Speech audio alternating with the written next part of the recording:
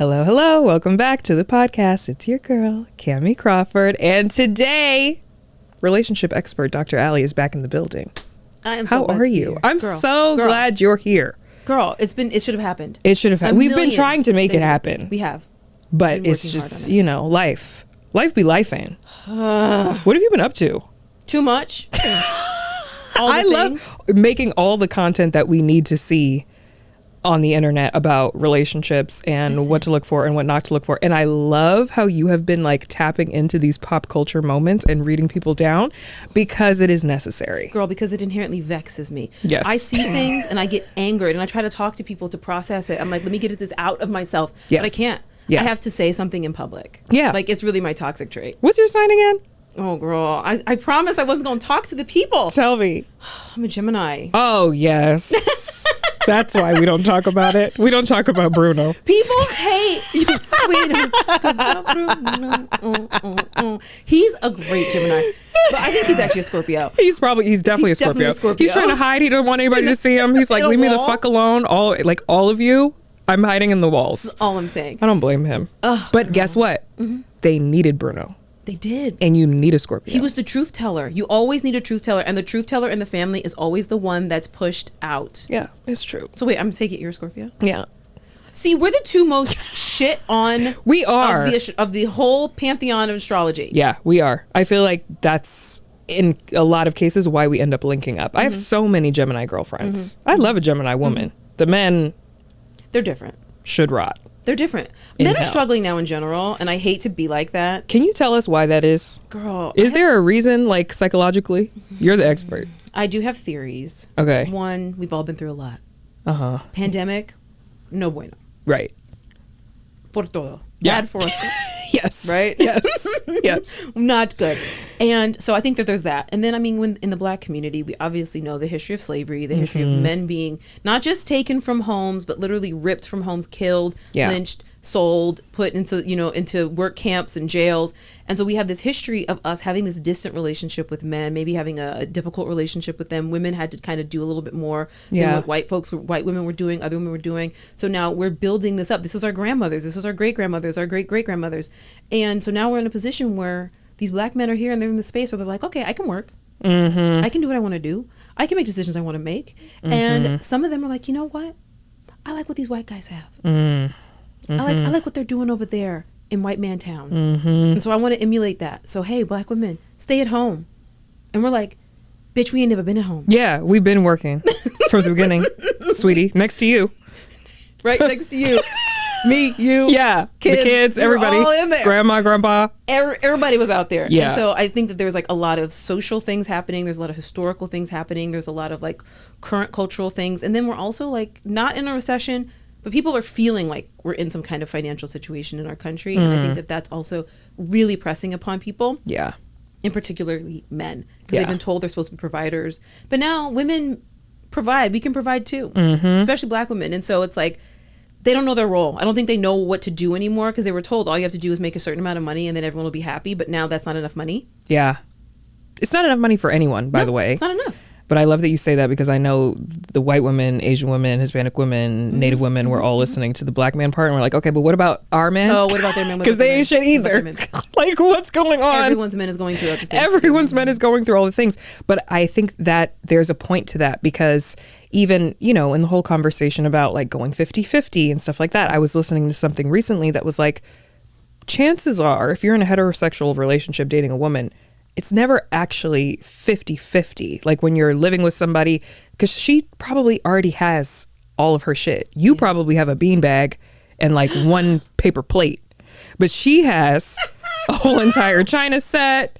She got her summer floral plates, and then she has her regular everyday plates, and then she has her serving spoons, and she has her placemats, and she has her sectional, and she has her coffee table made of marble. That she might have sourced herself. She definitely sourced it herself. I literally bought my own slab of marble. This is what I'm saying. So she already comes with all the things. So if she's moving in with you, it's actually an upgrade for you, sir. No, because literally they'll bring their stuff in. And don't bring it in. You're like, don't bring it in. What are you bringing? Don't bring it. What are you bringing? I promise to not talk about my husband publicly, but just know that this is a thing. I was like, you get this one pillow. Yes. That I then immediately reupholstered myself with my own hands. Yeah. Yes. My boyfriend and I were moving in together. Yes. And in talking about what that would look like, I'm like, so what exactly would you need to bring? And he was like, well, I mean, I guess I could sell my couch. I'm like, It's a start. Yep. I guess I could sell. I mean, I don't really need, I mean, you kind of have all the furniture. I guess I'd just bring my clothes. I said, great. He's figured it out. Excellent. And half of the clothes can stay too. Yes, exactly. Let's choose the clothes. Let's do a nice little spring cleaning. Yeah. And then we'll get back to the clothes. So yeah, I think that you're right. They don't know what the fuck is going on. And neither do we really. I feel like, you know, there's a lot of women that I've seen, you know, on the internet. People are talking about wanting to live that soft life and wanting sprinkle, like, and everybody wants sprinkle, but like we still have jobs and like our work. Well, some of us. Yeah. Everybody's work matters, but it's a rough time. It's a rough time. So I feel like we're all just trying to figure out this new landscape. Yeah. And it is difficult because on one hand, I grew up feeling like I wanted to be a stay-at-home mom. I watched my mom be a stay-at-home mom. That's what I wanted. She had her own business before she had kids, but then her and my dad made the decision for her to stay at home and raise hella kids. We got hella kids in the family. How many kids y'all got? I'm the oldest of 6 girls. Girl. Wow. Yes. That's like a super oldest. That's like Yeah. Super Saiyan oldest. I'm eldest with a capital E. And so, you know, that was the decision that they made. And when I was younger growing up, I was like, oh, this is what I want. I want to be at every PTA meeting. I want to make the cookies. I want to, like, you know, be there for my kids and do the homework and stuff like that. But then as I grew older, yeah, there's still a part of me that wants that for a time. But like, we're so used to working and like providing for ourselves now. So I think there's something to that. Absolutely. We're at a watershed moment too where these gender roles are changing and shifting. Yeah. There's more flexibility because now women have more of a choice. Men have a little bit more of a choice. Less so for men, right? If a man wants to be a stay-at-home dad, there's still more societal pressure kind of pushing against that than if a woman wants to work. Yeah. Right? There's less pressure for us in that space societally. Right. But now it's getting kind of confusing for a lot of guys because they've been told this one thing, especially for, you know, I'm not going to tell my age too much, but like I'm an elder millennial. Girl, bye. Yes and no. Oh yeah, I'm an elder Nobody millennial. would fucking know your age unless you told them explicitly. True. Everyone thinks that you are max 27. I love that. Let me take it. Oh my god, I should come back here like every week, just like feel good about myself. But Truthfully. but like as an elder millennial, the one that all of the millennials should listen to, worship, Yes. because I'm a sage guru, things like that. Yes. Yes. Yes. That, you know, we were taught by women who, like, do you know the first woman that was like the first bank account given to a woman in the United States was in the 60s, 68 Yes. or something Yes. like that? I learned that on TikTok recently. And then the first business that a woman owned without a cosigner was in 85. Crazy. So we were raised by women who were born into most of them were born into a world where a woman could not own her own business without her husband, brother, I guess, I don't know, father co-signing. Yeah. Or possibly a world where she couldn't have a bank account. So those women were teaching us, and they were teaching us from a different world. Your mom and your dad had a situation where one person could stay at home, so the other person could earn enough to raise 6 children. Right. Who can take care of 6 children right now? Nobody. It is so hard. Yeah. Especially on one income, especially in like a market like New York, LA, Chicago, Florida. Like, Yeah. so things are just forcing us to change. Right. I think the only person that I can think of that can raise 6 children in today's economy is that lady on TikTok who like churns butter and she lives on a farm. What's her name? Is it Ballerina Farm. But then did you hear the tea that her husband is like a billionaire and like they are like JetBlue heiresses or something? That's the only way it can happen. I'm very sorry. That's Like the what? only way it is possible. Yeah. Or if you're Nick Cannon. Oh, well. I don't know if he's making it work though. People have been coming for him a little bit. I don't know if that's going to work in general long term. I don't know what the fuck. What's gonna happen? I don't. Unfortunately, I can't care. It's just too much. It's too much to think about. It's too much to think about. And when I get down that, it's a very dark rabbit hole. I don't want no parts of it. No. Good luck to him and I'm glad I'm not a part of his, it. his kids. Okay, so we are here today to talk about toxic relationships. And all of these things that we just talked about play a role in what makes a toxic relationship. But I guess first and foremost, by definition, is there a definition for toxic relationships, whether they be relationships that are platonic, romantic, friendship, parent? Like, is there a definition? I mean, I'm sure there is one. I think they're also so dynamic. But in essence, a toxic relationship is a relationship where both partners are not being equally served to an extent to where like one person or both are being harmed by the relationship. Mm-hmm. And are there, well, we know the signs, but what are the signs that I feel like people miss when it comes to whether or not they themselves are toxic or if they're in a toxic relationship? Oh my God, there's so freaking many. Yeah. I like to focus a lot on control. I think it's one thing that I hear a lot of people thinking is cute. They think it is so cute. I've noticed that. Yeah. Especially the young people. Yeah, they're like, oh my God, he wants to know where I am all the time. Yeah. Oh my goodness, he wants to look at my phone. Or she. Or they. This is not a gender thing. Yeah. Everybody and anyone can be toxic. Yeah. And yeah, oh, they want to look at my this. They want my passwords. They want my this. No. No. So control is one of the first things I tend to look at. And there's a lot of factors that go into identifying if you have a controlling relationship or not. One of the things I look for, because I don't want to list every last thing, but one of them, like isolation. Is your partner keeping you away from other people? Yeah.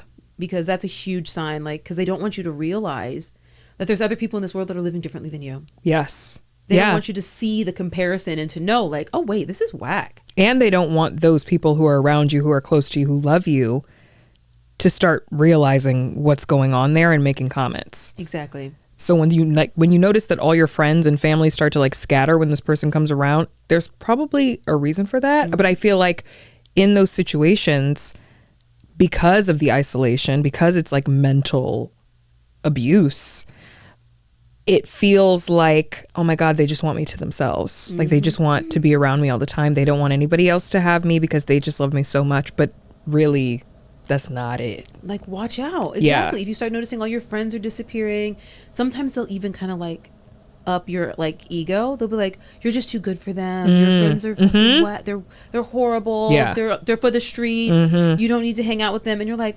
okay, maybe. I mean, I am great. Yeah. And then all of a sudden you notice you don't have anybody around you left to protect you. That's some real shit. That's some real shit. And it happens so often. Yeah, all the time. So often. All the time. And so that's one thing I look for. And then obviously there's things like boundary infringements. There's some folks that do not respect a person's no, because they kind of believe that that person owes them something, or that because they're in a relationship there shouldn't be boundaries. Yeah. No, boundaries are very healthy. And this isn't just like physical boundaries, but there's things like, no, I don't want to go to that place tonight. No, I'd rather go to another place. And partners being able to be like, okay, let's be creative and figure something else out, as opposed to, no, I've already done this and I've already done that, you've got to go. And then using guilt, which is another thing that's controlling, to try to manipulate you into breaking your boundaries. I'm feeling triggered, Dr. Ali. I'm feeling very triggered right now. It's a triggering topic. It's a triggering time. It really is. It really is. Like when I think about past relationships and ways that people can make you feel the guilt associated with a lot of that, and feeling like you're not a good partner, or you're not like as supportive as they are if you don't do certain things that do push your boundaries. It's a lot, and it happens all the time. And whether or not there's like physical abuse happening, I think that people confuse abusive relationships for just physical violence, when emotional and mental violence can often be like warfare. Like that can be not worse, because obviously any type of physical violation is fucking jail, but it can be just as damaging long term. Exactly. Yeah. And we talk about like trauma, and we have the term like trauma with a big T and trauma with a little t. They're both trauma. So trauma with a big T is like physical assault, physical injury, car accident, something that could have led to your death or the death of somebody around you. And then trauma with a little t is like a big move, losing a job, losing a property, losing a home, losing friends, breaking up. So they're still very, very traumatic things, and things that you can stick with, or things that can stick with you for years and years and years, can alter the way your brain functions. We see like from traumas with a little t, you can have people with damage to the hippocampus as a result. Like that's the part of your brain that's responsible for memory. And if you've been traumatized, that part of your brain becomes a little bit less dense. So I didn't know that. Absolutely. So oh my God, I wonder how big mine is. Girl, but you know what? I got to get my hippocampus checked. You got to get your hippocampus checked. You got to work it out. Shit. That might send me into a spiral. I'm not going to lie. You're fine. You're fine. You're fine. I pray. Ooh. Talk therapy can help make your hippocampus more dense. Oh, you can grow it. Yeah. Oh, thank God. Well, mine's great then. It's back to normal. It's bouncy. It's great. It's bouncy. It's fine. Yep. And it's also women. Full size. Women, we talk so much with our friends and we relate to them a little bit differently. So we tend to be, so being communicative is really helpful when it comes to like healing a lot of the wounds that we have. And so, talk therapy can bring it right back. Well, good thing I've been in talk therapy for a while. Oh, good. And it's been super helpful, obviously. But I actually recently was talking to my therapist and I was asking her, can you really be healed if old triggers and things come back in every once in a while? Like, can you be fully healed if I were to think about something from my past, in a past relationship that bothered me, if it can still bother me, can I ever be can I be fully healed?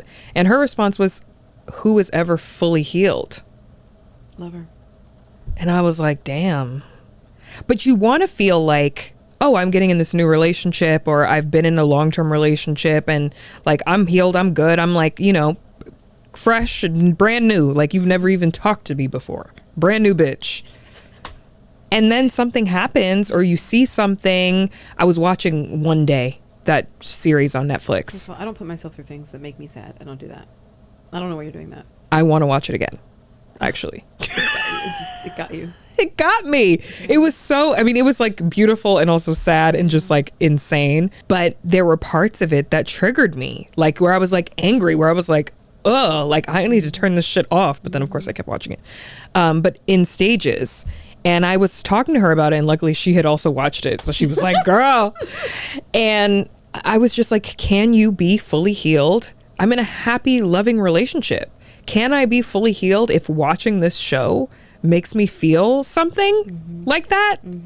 She was like, who's ever? Yeah, what is that? What does that mean? And I also feel like in society, we have to understand what our definition of healed even is. Right?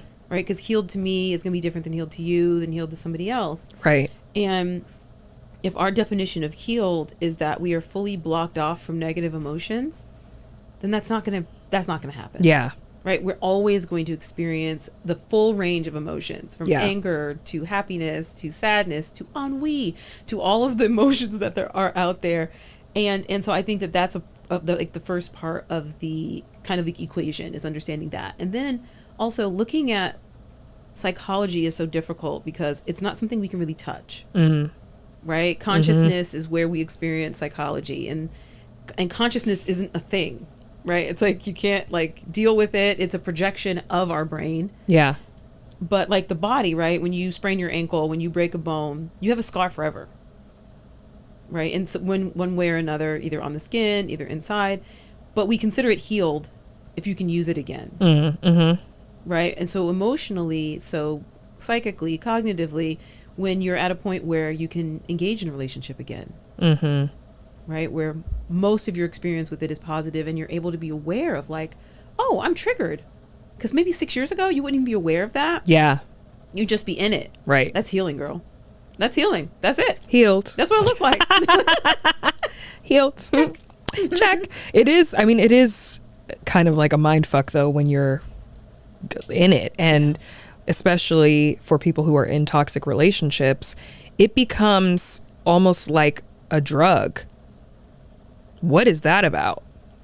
Like how do you become like addicted to toxicity? And then you get into a new relationship and maybe you haven't done the work to try to heal yourself, and good things, being with a good person who is not toxic, can almost feel like they don't really love me, or like they're not really obsessed with me. Like they're like obsessed in a good way. Like they don't really fuck with me because they're not doing what this person did, because this person would have pulled up, this person would have tracked my phone, this person would have screamed and yelled and blah blah blah, but this person's not doing that. Like, why do we feel if we are in toxic relationships, why do we feel so addicted to toxicity that we can't be great in other spaces and other relationships when it doesn't feel like that? And it's neurochemical. It's actually, there's a lot of biology that goes into that response. One, it's called the trauma bond. So we also call it Stockholm syndrome. And it is basically when we're in love and we see each other and we touch each other, even with just like friends, giving someone eye contact, holding their hand, touching their shoulder. They talk about like the 6-second kiss, right? So when you, right, the 6-second kiss. So when you do all this stuff, when you hold a baby, you release a hormone called oxytocin. And it is referred to as a pro-social hormone. It's the cuddle hormone. It's the hormone that helps us to feel love, to feel connected, to feel bonding. You also release a hormone called vasopressin. But oxytocin is the one we talk about most of the time. And there is an impact. Oxytocin is amplified when in the presence of more estrogen, and vasopressin is more activated when it's in the presence of testosterone. Vasopressin makes you a little bit more possessive, a little bit more like, hey, don't fuck with this. And oxytocin is more like, oh, we're in it together. And what happens when you're in an abusive relationship, this is big T, little t, trauma, abusive, physically abusive, sexually abusive, financially, emotionally, all the abuses, you release stress hormone when you're being abused, which is one of the main ones is cortisol. It's the one that makes us crave candy and get a little belly fat and all that kind of stuff and fight, flight, freeze. Cortisol is a demon. It's a fucking demon. I feel like it gets worse as you get older. Listen, girl. I've been fighting cortisol like I'm in the fucking ring, like I'm Mayweather. I wake up in the morning with my heart beating for no fucking reason. That's what I'm saying. I'm like, why am I wake up like this is what I'm saying. Or I'll be at the nail salon and they're like, relax. I'm like, I am. I've never been more relaxed in my life. You don't see the relaxation. You don't see the relaxation in my hands. Oh my God. I notice when I'm getting my eyelashes done, like my chest is like super tight. Yes. And I'm like, Allison, relax. you're literally laying on a bed. Yeah. You should be relaxed. Everyone who's listening right now, put your shoulders back and take a fucking breath, bitch. I know what it's like. Release. But like, so you're releasing the stress hormone at the same time as you're releasing oxytocin. And you're releasing them very close together. And if we know anything about classic psychology, right, we talk about Pavlov's dog, and he would ring the bell when the food came out. So they began to associate the ring of the bell with the food. So you start to now associate trauma, cortisol release, with love and with oxytocin. And you might actually have a release of oxytocin in a way when you're presented with something traumatic or kind of subtly or overtly abusive. And so you're on this kind of like almost like a dopamine rush too, right? So a dopamine is a neurochemical that's associated with addiction. So when you're at a slot machine, you release all this dopamine when you get what you want. When you're on TikTok and someone likes your stuff and they're commenting stuff about how gorgeous you are, you're like, oh my God. Yeah. When I'm at Home Goods, I feel that way. Oh my God, yes. Did you see the girl that was buying all the fruit tables from Home Goods? Yes. And then I saw them. Like I saw some and I'd be like, oh my God, I have to tell her. And then I'm like, this bitch does not know me. I'm like, why aren't we friends? Yes. I can tell her about these fruit tables all the time. So so you have this dopamine, and so you have all of these chemicals that are telling you, this is what I want. This is what feels good for my body. Because one thing about our body is it doesn't know what's going on. The only reason we know what's going on in our body is because our brain perceives it through all of our senses and everything. Is trying to make sense of all of this. So it gets things wrong sometimes. And so it just knows this is what we've been doing for a long time. Right. This is what we're used to doing. We're still alive, so we're going to keep doing it. Even if it's not good for us, even if it doesn't feel good, even though it's not growing us, it's not making things better, because it doesn't really fully know that. So now we meet somebody that's sweet, traditional, typical, not beating us, not screaming at us, not leaving us on the side of the road because he's angry, not like doing all of these like super toxic things. We're not releasing the dopamine anymore. Yeah. Because the relationship's it's not giving us this huge release of cortisol, which is causing us to have this huge release of this oxytocin because we've paired it because of our last traumatic relationship. And so we can reprogram our body, but you got to give it a chance to do that. Yeah. You've got to, let it calm down and realize like, oh shit, we're safe. Like one of the things I think we don't always realize is when we hold our partner's hand, it actually can begin to synchronize our heartbeat with theirs. Oh, I know. Humans are very symbiotic. We really need each other. Yeah. So when you're anxious, you can grab your partner's hand and they can like literally slow you down. You've got to have that person. And so we act like if that person's not as lit as we are, they're not good for us. No. Yeah. No. Fuck that. It's good to have that person that's chill and calm and stable and you know they're not going to do anything wild. My husband's a Virgo.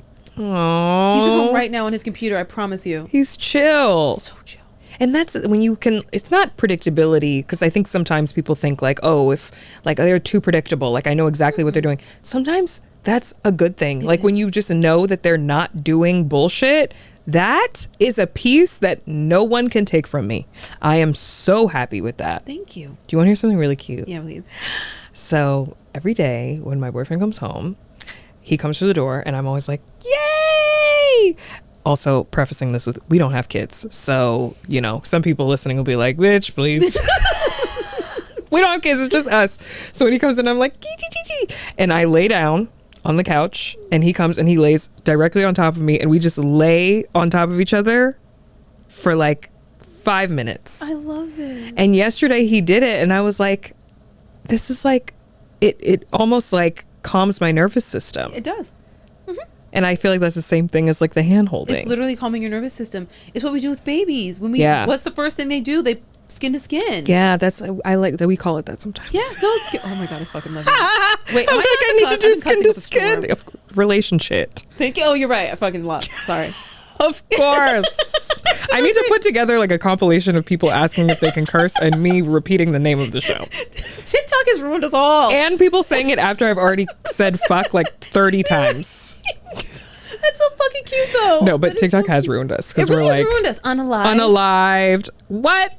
He killed her. Why can't we say it? Why can't we? Oh my God. No, that's so cute. And yet it is skin to skin. It is. Like, yeah. It's very nice. And that's the couple shit that you do, like the cute couple stuff, the things that just make sense to the two of you. Yeah. And it's like, I don't care who gets it, who doesn't get it. I literally, my husband was getting in the shower last night and I literally just ran into the room before he took all his stuff off and like slid under his shirt. Oh, I love doing that. So I could just be in his shirt That's with the him. best. Yeah, sometimes like the two of us. They need to make bigger shirts that two people can be in at once. What a two-person shirt. With 2 head holes. This is what I'm saying. And 4 armholes. Because I need another head hole. Because the problem is, my husband's 6'6", and I'm 5'3". That's actually not a problem. That's actually it's the opposite of a problem. It's an amazing thing. But my head, I can't get to the head hole where he is. Yes. So I'm just at his solar plex, a lump in his shirt. Yeah, sweating. Sweating in his shirt. See, this is the feeling, guys. This is what, because you think that with these past motherfuckers that I was doing skin to skin? No. Hell no. I was like, get away from me. But that's, you either, and it's like you repel it, but then at the same time, it's so comfortable and it feels right. Even though it feels wrong, you still want it. Because this is what people want. We need each other. We have a whole lobe of our brain, the frontal lobe, which is responsible for us wanting and needing social connection, which is why one of the worst things that could happen in like old world life, this is, you know, anything 1500s, 1400s, 1300s, the worst thing that could happen to you is to get shunned. Because there's actually this theory, and I'm not sure, people are going to correct me on it, it's fine, where there's a part of our brain, the insula, and it's one of the parts of our brain that helps us to know that we are us. So it helps me know that I'm not this couch, right? Because I wouldn't know if my brain didn't tell me so. And that supposedly this part of our brain was not as developed, so we literally identified ourselves as also our community. And more collectivistic cultures do this. So you are not just Allison, you are Allison in context of everyone in my society, my family, my town. And so if the town turns on you, it's actually like a part of yourself has been removed from you. That makes so much sense. I'm just thinking of like all the medieval shit that I've ever watched, and it's like your name is your name, son of blah blah blah, or like daughter of, and then or like the town that you're from or whatever. And exile was like the punishment. Worst thing. If you fuck with somebody, they're like, you're exiled. I'd be like, damn, like they're gonna ship you off to a island in the middle of nowhere. Because now I'm like, you eat turtle meat. Sign me up, Baba Yaga. I'll be an old ass witch living in the woods with a house with chicken feet. Might not be so bad. Might not be so bad right now. Right now, but back then. Yeah, back then it would have been. Because now you have air conditioning and you can have like your own refrigerator. And you just pop in like Whole Foods, Erewhon every once in a while. And you just go back out to your chicken foot house. Right. But you couldn't do that back in the day. No, I mean the only thing that I feel like we have close to that now is prison and like isolation and what they when they do that, and it first of all, criminal to have somebody in isolation for as long as they do, but it's a tactic. It's 1000% a psychological tactic to try to demean and diminish you as a person to have you locked in a small space for that long. So it's definitely, that makes so much sense. We need each other. Ugh. Okay. Well, the besties need us because they need advice. Who needs? So, oh gosh. Are you ready? Yes. Oh my god. My favorite part. My favorite part. I love this. Perfect. Okay. Let's listen to. We have a voicemail. Are you ready? Well, you better strap in. Okay. Here we go. Hi, I want this to be anonymous, but basically, my boyfriend and I are now exes, but in the short, he followed a lot of OnlyFans girls, like models, that type of thing. He bought content from them, and the content wasn't a problem. I did have a problem with it before, but I kind of sort of just compromised with it because I would go through like my other guy friends like profiles, and I'm like, oh, they do follow these types of like people, and I was like, okay, it's like normal, and I got like 50-50. Some of my guy friends would say it's not, or some of my guy friends would say when I have a girlfriend I unfollow them. And a couple of different times it came up because he would send them messages, obviously to buy content, but sometimes it would just be messages like, oh, you're so hot. I'm sorry. Or pause. Yeah. I was gonna take notes, but I was like, is it gonna look rude if I'm actively on my phone? There's layers. Note number 1. He got you fucked up. I'm glad to hear it from the beginning that this is an ex relationship, because he got you all the way fucked up. I don't know how you feel about this, Dr. Allie. Maybe you can give me a psychological point of view. But why is it that men in particular cannot see something with their eyes and not like it with their thumbs? Or spend why do you need to follow people that very clearly give everyone, the entire world, an access, free access to what goes on in your mind and what it is that you're really attracted to, especially when you are with someone who looks the opposite of this person? You can save the profile in private. You can save the link in your notes app. Or just look at it, and move on. Yeah. I'm not saying don't look at it. Because we all have eyes. We all have eyes. We all can see things. I see girls with big asses sometimes, and I'm like, you've done it. Of course. 1000%. I have appreciation for all those things. I even have appreciation for OnlyFans women who are getting their money. Good for you. All day. But guess what my man is not doing?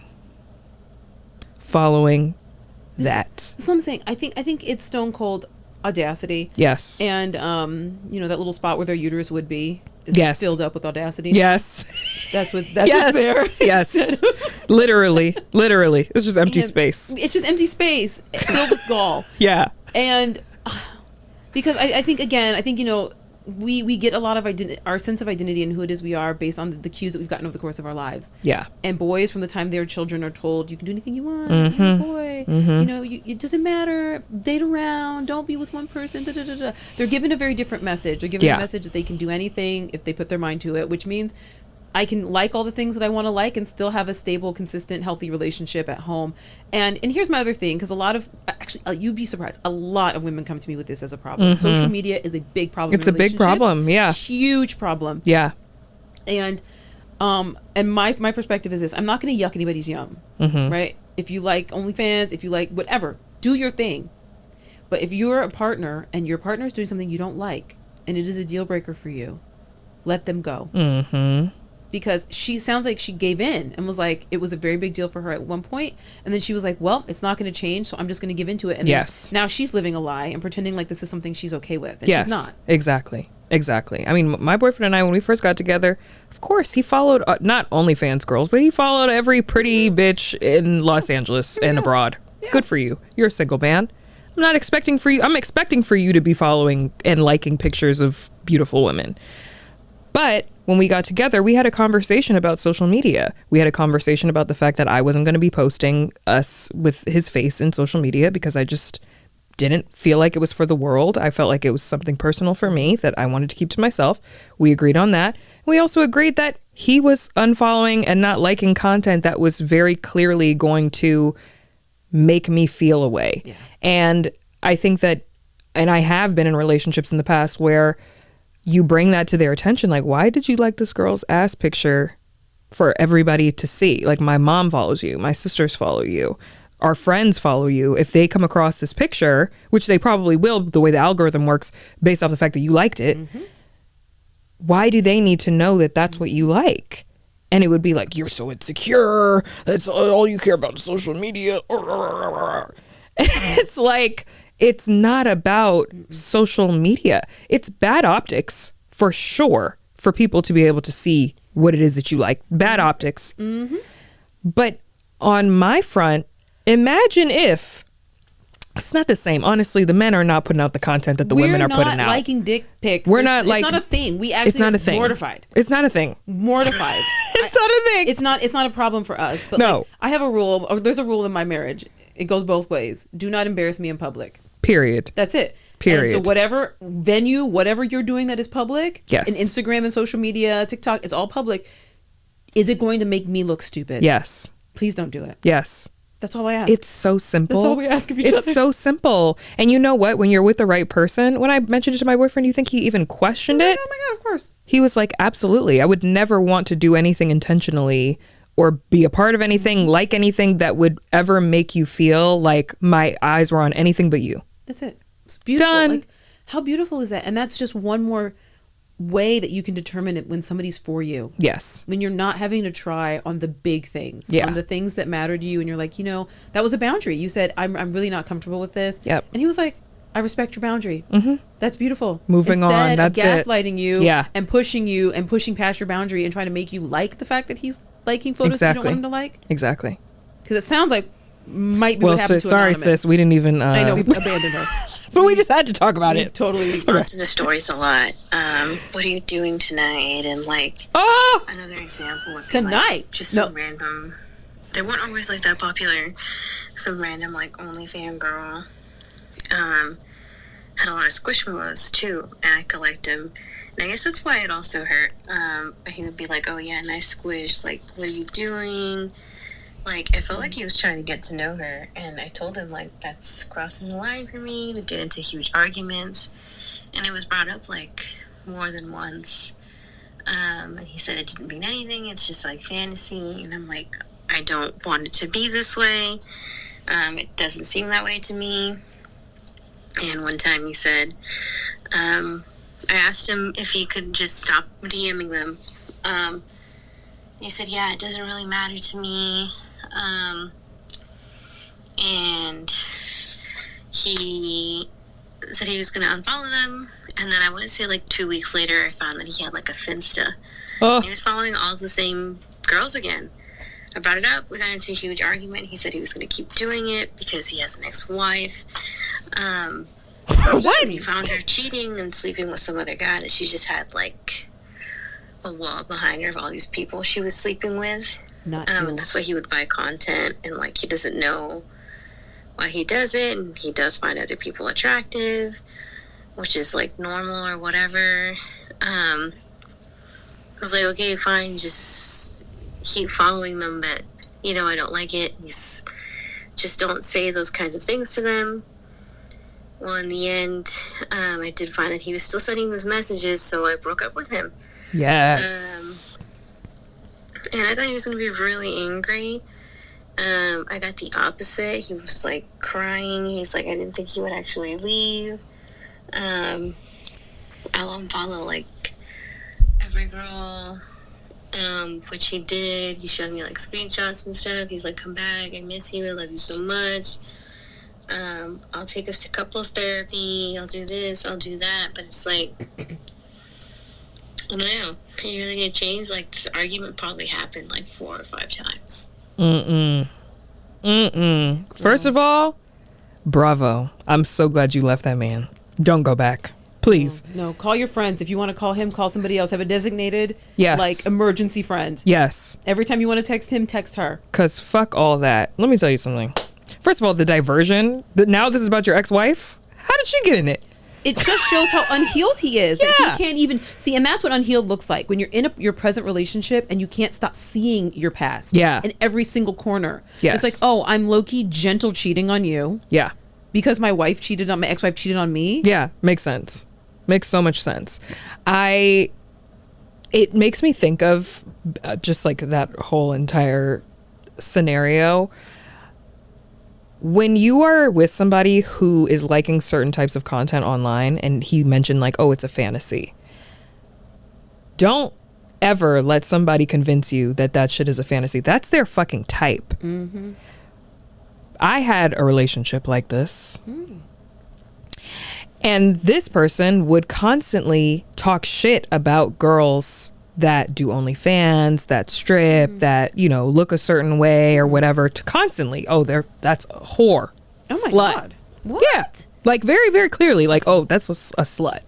Then. But guess what kind of content this motherfucker was liking? All the sluts. So they're not sluts when you like it? Nope.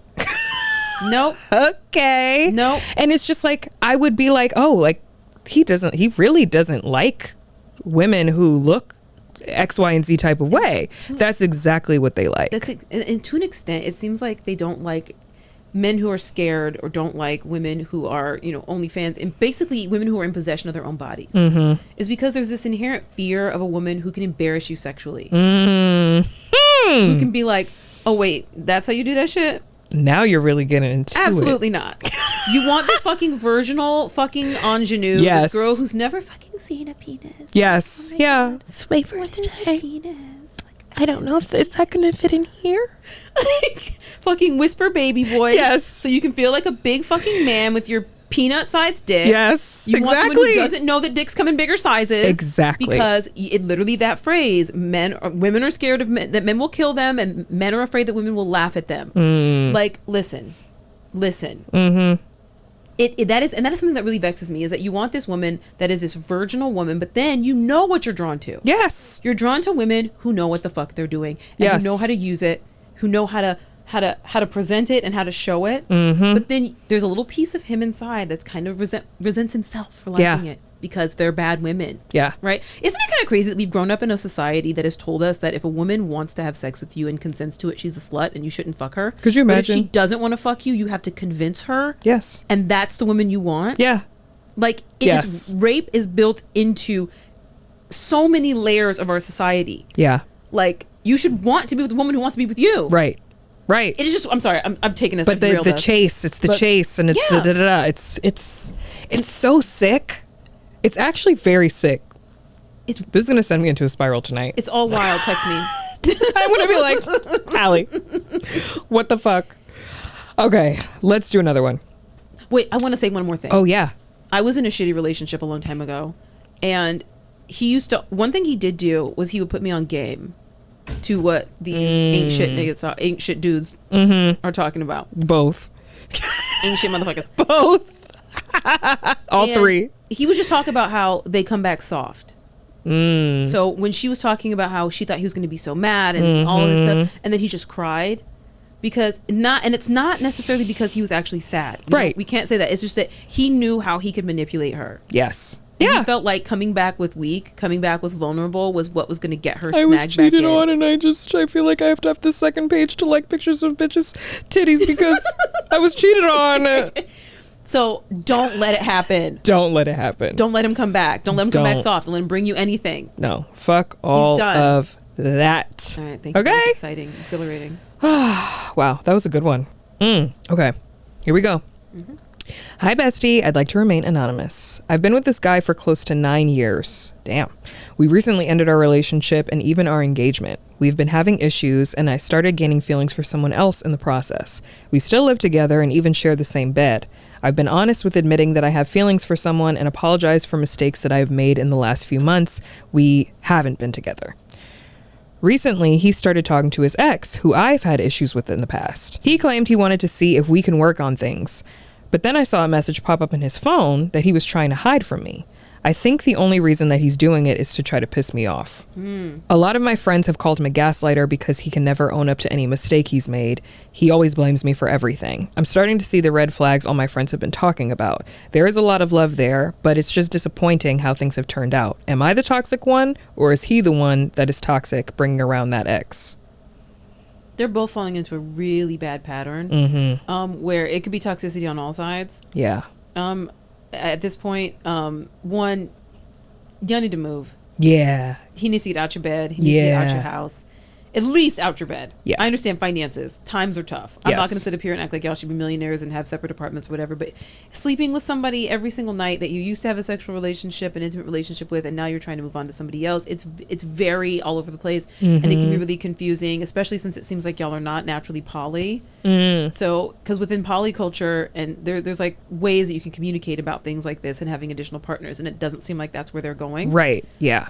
And that's very toxic. And then the gaslighting is problematic on so many levels. Yeah. It's almost like you guys are kind of trying to draw each other back in by like mentioning, like, why are you really mentioning that you found somebody that you want to talk to? Honestly, because you could keep that shit to yourself and be outside with them. And why is he really mentioning that he's been texting this ex again? Because he's trying to get under your skin. It's like, it's toxic all around. It's manipulative at the least. Yeah. Right? Because manipulation is doing anything without being face valid, without being honest, saying like, oh, I'm talking to my ex, because you're trying to see what is this person going to say? Or, oh, I think I found somebody else, because you're trying to see, are they going to respond? Yeah. Instead of just saying, I want closeness with you, and I don't know why we've been together for so long and our engagement didn't work. Right? Just say it. Yeah. Just say it. Like, what's the point of doing anything else? Life is not, we don't get to be here forever. Yeah. Wow. That's kind of sad and sweet at the same time. I know, right? We're complicated. But maybe there's a reason why the relationship didn't work out. Maybe it's not supposed to work out. Maybe you are supposed to go your separate ways. But if you both really sat down and had a conversation, maybe you would find that you actually do want it to work. But then you got to stop fucking around with these outside people. Exactly. But just you have to have the honest conversation. Instead, you'll watch people do all these strange, circuitous, external things to try to get at the central issue of, I want to be close to you. I want you to look at me the way you did when we first started dating. Remember that time we went to, and you just looked at me and I just got chills, and I want that again. Yeah. So instead of saying that, because that's the vulnerable, the hard thing, when you've had a million fights, it's hard to be that vulnerable with somebody because you don't trust them anymore. And if you can't trust somebody, maybe it's time to move on, because again, we have this idea that success is something that lasts forever. Yeah. And so if your marriage ends, your engagement ends, your relationship ends, it's a failed marriage, a failed relationship. And that's just not the case. Right. Yeah. I also don't know how I feel about you dating somebody while you're sleeping in the bed with your ex, because that's a confusing thing to talk about. When are you getting intimate and close with the new person? Yeah. Like, how are you doing that? Yeah. At their house.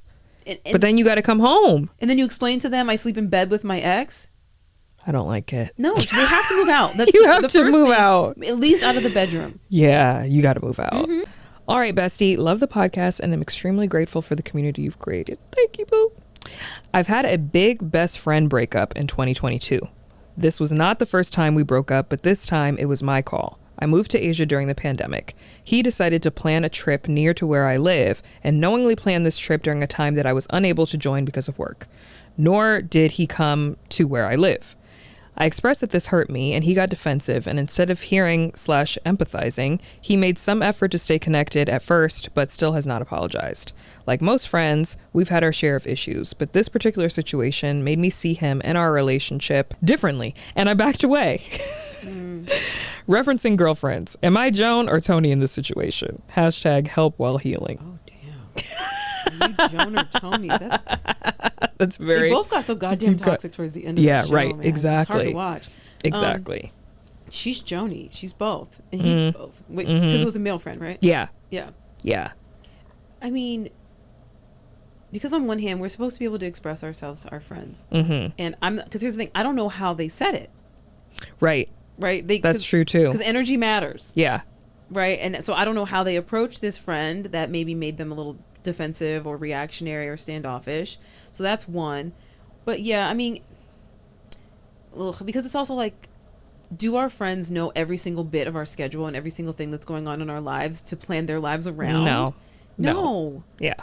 And it could have just been a genuine, honest, like, I found a little cheap ticket on some of these random websites to this random city, and I'm like, let's go. Right. And maybe thought that you'd meet them part way. It also doesn't sound like they were mad about it. It was just like, you're not able to come. I'm still going to take my trip. Cool. But it sounds like you were hurt by it. Yeah. And maybe you just say that you were sad that you didn't get to hang out. But I don't think it's something that they need to apologize for necessarily. I think that's a good point. I don't, what is there to be sorry about? Exactly. And that maybe this is a person that is responding out of their own, because we have our own biases, the things that have happened to us in our lives, and we can unconsciously start to like look for those things in our life. And so maybe this person has some issues with like feeling rejected in the past, and now they're kind of like looking for rejection everywhere they go, and this was like a big rejection for them, even though maybe that person really didn't mean it. Right. And so they're kind of like, girl, I'm not apologizing for that. Yeah. Sometimes, even when you're healing and you're on that path, I too have to check myself and be like, is this a me thing? Or is this a him thing? Or is this a us thing? Like, am I tripping? Because I could very well be tripping. I don't ever like to be wrong. I am a Virgo rising at the end of the day. God, but I mean, you have a Virgo husband, so we like to be right. But we usually have facts and things to back it up as to why we're right. But at the same time, there are some times when I can acknowledge, like, no, bitch, like, you're tripping. This is a me thing. This is I have an issue with this. I have past trauma that have led to this. Like, they're not actually trying to make me feel this way. I just feel this way because of my own shit. Yeah. And that's okay too. But that's an easier way to be able to just like move on. That's it. So, and I say it's a combo of, it's that. It's like, deal with your own biases and stuff and understand that maybe this wasn't personal. Yeah. And then also, we do need friends that also understand, like, she a little bit cray-cray when it comes to this issue. We all got a cray-cray friend. And she might respond. Yeah. You kind of, so we also, it's like a back and forth. Right. Yeah. Wow. Yeah. Dr. Allie, thank you. No, thank you. For another amazing time. Truly. Tell everyone where they can find you. All right, you can find me on TikTok at dr.alley and everywhere else at Allison Hicks. ALLYCIN. Yes, please spell it right. It's wild. Put some respect on her fucking name. She's a doctor. Thank you. Bye.